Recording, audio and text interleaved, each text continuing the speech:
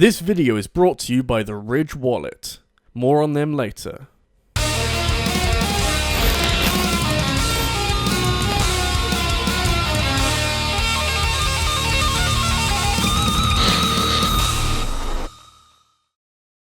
When you think about it, every video game is optional. I mean, no one's forcing you to sit down and play through a game, and if they are, you need to find some better friends because it's a big old world out there and you can probably do better. I like games that respect the player enough to let them make decisions for themselves, particularly if they're able to hide boss fights just off the beaten track as an optional challenge that comes with its own incentives and rewards. I don't know about you, but if the boss fight is good enough, fighting some kind of incredible optional challenge is often its own reward. Not every game is kind enough to offer up any optional boss fights for a keen player to sink their teeth into, but often the games that do leave one hell of an impression. I'm not so interested in crazy hard endgame super bosses, but I'll take any fight that I enjoyed a lot that I didn't even have to start in the first place. That's a bad life lesson. Just get into random fights and hopefully everything works out in the end. I wouldn't bet on that working out for you in the long run. I really do like boss fights where there's no obligation to take part because I end up feeling extra super special if I end up going out of my way to fight something or someone optional. And if you're a fan of these kind of opportunities, you might be interested in this video's sponsors, who are Ridge, and they make this lovely, light, durable, very stylish front pocket wallet that I'm told can withstand the attack and the power of 1,000 chainsaw attacks. You know, or something like that. I mean, honestly, I feel like it would do quite well against you running it over a car, and, you know, no wallet should be able to do that. Must be something pretty crazy. Given how advanced we're making all of our things these days, it's a bit strange how little wallet-making technology has progressed over the years. We've got phones that can do crazy things, but wallets are still leather and heavy and too big for our pockets. Luckily, Ridge is here to help out with their sturdy wallets that can hold up to 12 cards with extra room for cash, and with more than 30 colours and styles to choose from, you're very likely to find something that suits your tastes. Plus, Ridge were kind enough to send me one of their waterproof commuter backpacks with a shock-resistant laptop holder and an external USB port for on-the-go charging. Honestly, once I start going on public transport again, I'm definitely using this as much as possible.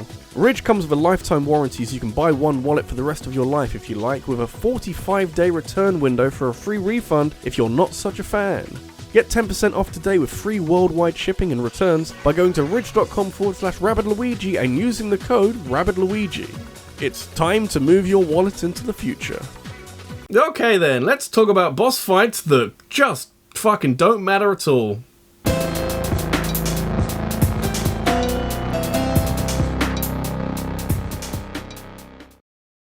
Optional boss fights have been around for longer than you'd think.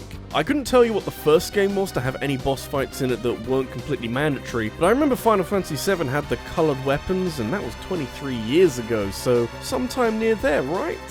That's entirely possible, and I know my mind always heads to Super Mario RPG when I think of optional boss fights, which is great because I almost never talk about this game despite it being one of the more unique games in Mario's catalogue. Strange to think that this game started off the whole Mario RPG trend, but since the Nintendo Square Enix partnership only lasted one game before Paper Mario and Mario and Luigi took the RPGs in a very different direction, this game stands alone as a strange time capsule of what two large companies were cooking up on the SNES. A lot of Square's influence can be seen and felt throughout a lot of Super Mario RPG, but this game is hiding one of the clearest candidates for this video that I could ever wish to have. You'd hope so, otherwise QLEX doesn't make a lick of sense and Squintendix need to get their act together. I don't think anyone calls them Squintendix, but you should because it's a very fun word to say. If that's your one takeaway from this video, I'll consider it a job well done. So it's important to remember that QLEX has no impact on the story whatsoever. He has his role within the context of Super Mario RPG as far as being sealed behind a door in Monstro Town that Mario can unlock by throwing a shiny stone at it, and while the game attempts to tie QLEX into the game further by having other characters comment on how they can hear some guy mumbling to himself in the room next door and how QLEX seeks a fight with the strongest knight of the realm or some shit like that, but honestly they're not fooling anyone. It's just a moment where Square's Final Fantasy roots bleed through into this fairly conventional Mario RPG, and now you can fight a character who so clearly belongs in a Final Fantasy game, but is actually some crazy hard super boss who has more HP and does more damage than the story's final boss in this Mario game. It's the perfect way to celebrate what this game means for both companies, while also offering something surreal for the player to grapple with for no significant reward other than bragging rights and an inflated sense of self-satisfaction. Never thought I'd see a speech as good as the one that Culex gives in a Mario game, but I will take what I can get. Could use some of that writing nowadays, that's for sure. Culex being this awesome surprise in Super Mario RPG just reminds me of the relations that Nintendo had with developers like Square, and while they aren't as strong nowadays and not really working together on too much, they are still working closely with other developers like Microsoft. Am I saying that Culex is the 1996 equivalent of Steve from Minecraft being in Smash Bros? Probably not, but let's just pretend it is.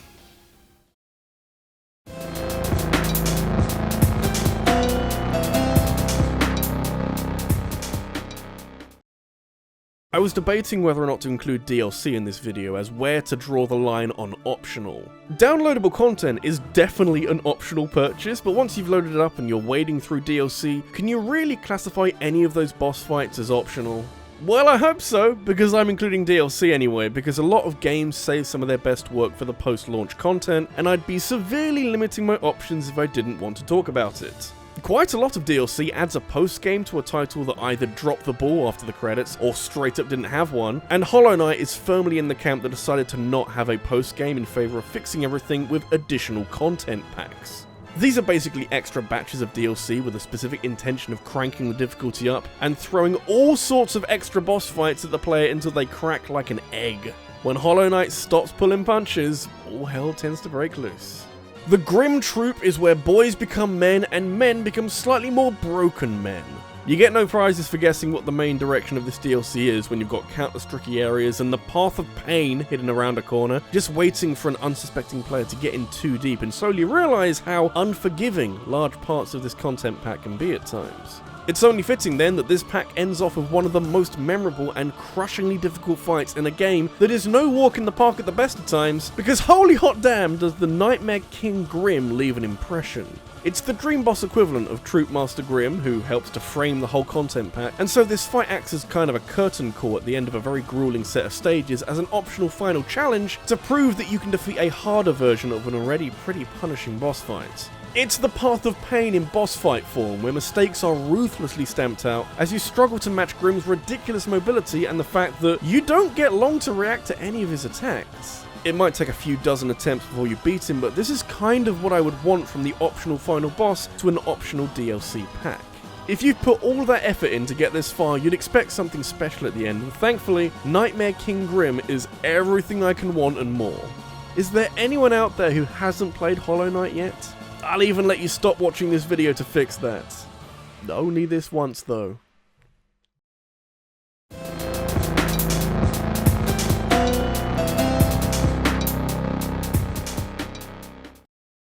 Did you know that D-list YouTube personality RabbidLuigi sometimes makes mistakes?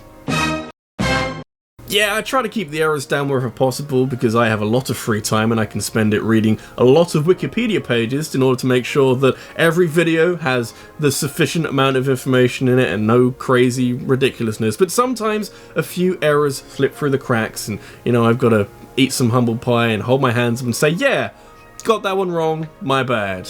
But sometimes I'm wrong for a different reason, and that's because the information has changed since that video went out, and actually, the video itself hasn't aged all that well. Sometimes, for a good reason.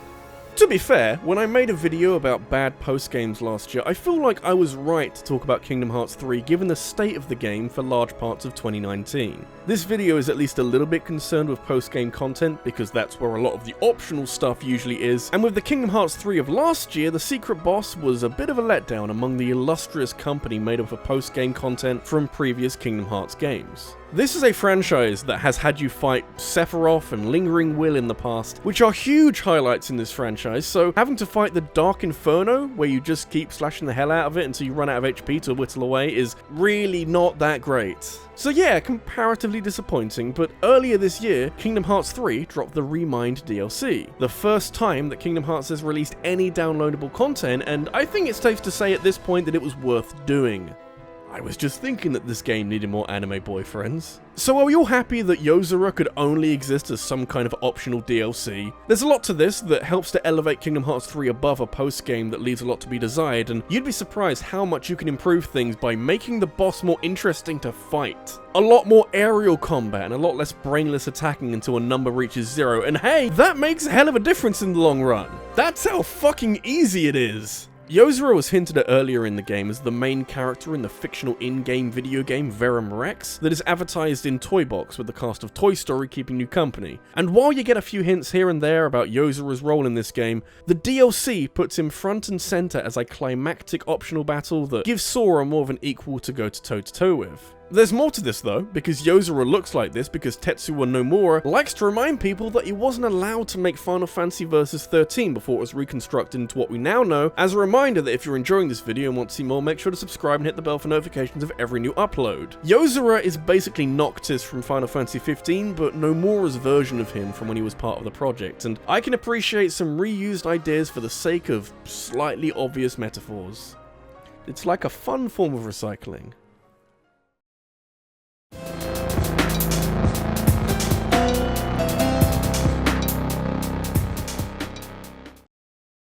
Oh, Pokemon! You sure do have a lot of encounters that I don't have to care about. Especially when you start including optional legendary Pokemon that are usually worth caring about, since you end up fighting something very strong that can be a part of your team if you're able to persevere long enough to throw the right amount of balls at it. But the real fun is to be had from all the awesome super bosses that Pokemon has had in the past. A lot of these are rematches against opponents that you fought earlier in the story whose Pokemon are now fully evolved and way stronger than before, but I've always preferred the payoff you get from fighting someone new. And hey, it's always going to be terrifying finding Cynthia chilling out in a random Unovan beach house and feeling the shit leave your body very quickly, but there's something altogether more awe-inspiring about climbing Mount Silver and working your way over to the strongest trainer in the history of the franchise. Yeah, that'll do me for a post-game. There's a danger that any post-game boss fight ends up becoming more of a true final boss that you kind of need to fight, because all of a sudden it becomes a lot less optional when it's something you need to experience in order to understand and accept the true package of this game. Thankfully, second generation of Pokemon doesn't treat Red like that at all, and it's just a special challenge for doing everything in the game. I mean, he's not going to give you another gym badge if that's what you're worried about. When I think about what I would want from an optional boss fight in a Pokemon game, I can't think of anything that would ever be as good as Red from Gold, Silver and Crystal and the DS remakes. It's kind of the perfect concoction of ideas, since Red has Pokemon at the highest level seen anywhere outside of any special modes like the Battle Tower, so the 20 level gap between the last major trainer you fought, incidentally the final boss of the first gen, is felt a lot if you didn't prepare for it. Plus, it's Red, who is obviously the protagonist from the previous gen, which makes things even more satisfying, considering that you've conquered Kanto as well as Johto and have this fight to enjoy as a final little nod in your direction from the game's developers. I can't tell you how disappointed I was when Gen 3 didn't do anything like this, because I was under the impression as a bright-eyed 7-year-old that Red was the start of a trend, and that Hoenn would see you fight Gold or Ethan or maybe even Chris and their level 90 Pichu. I can't think of too many better ways of capping off a whole game's worth of growth and adventuring, but I can think of many worse ways. How far the mighty has fallen over the years.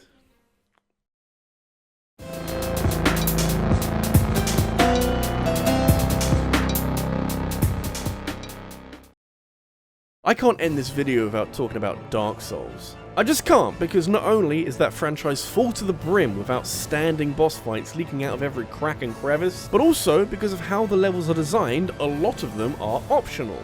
The first Dark Souls has a ton of optional boss fights that make me all sorts of angry, because you're stuck in a corridor with a goat demon with giant swords and these fucking trees are in the way, but every Dark Souls game hits it out of the park and onto a fucking planet with its DLC. I know, more DLC, but this way, I unearth a world that features Artorias and Sin the Slumbering Dragon, and oh yeah, the small matter of the Nameless King. This smooth motherfucker who lands on a battlefield covered in clouds atop his giant dragon and proceeds to beat you into the ground every time. Well, I suppose considering that this is the final fight of the last batch of DLC for the most recent Dark Souls game, it had to be something special. And very optional. I don't ask much from my Dark Souls DLC, but the Nameless King is kind of the pinnacle of what they could have possibly done.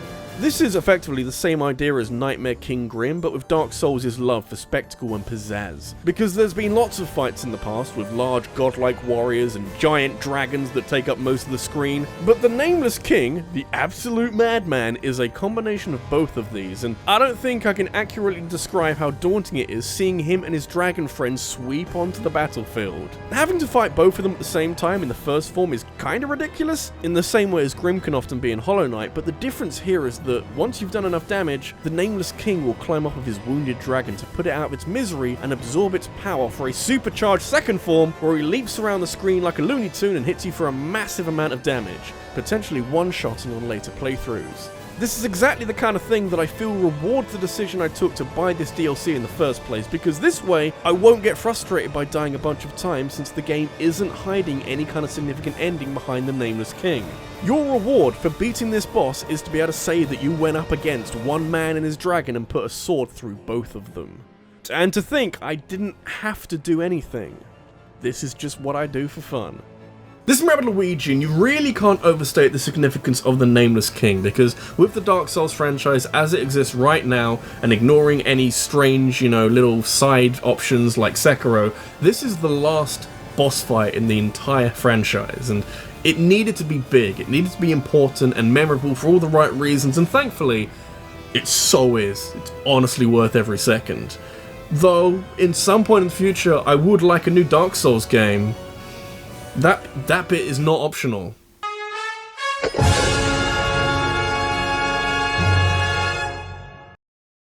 A quick thank you to my top supporters on Patreon. We have La Cookie Queen, Ramon Alberto, Stefan Wode, Jerome Curiew, I think, Fusion Warrior, Sarah Malion, Christopher Robinson, Joe Creamer, M Phoenix, and Scott Riker. Thank you all for your incredible support, and if you want to be a part of that, you can go to patreon.com/RabbidLuigi, where I post things and read out your username at the end of the video, so that's fun. And also, what topic would you like to see me cover next? Leave your suggestion in a comment on this video, because I'll be taking the best ideas and making a poll on my community tab, which you can then vote on to decide what the next video is about. I'll be announcing the winner of the poll over on my Twitter, so make sure you follow me so you don't miss out. Thanks for watching, and I'll see you in the next one.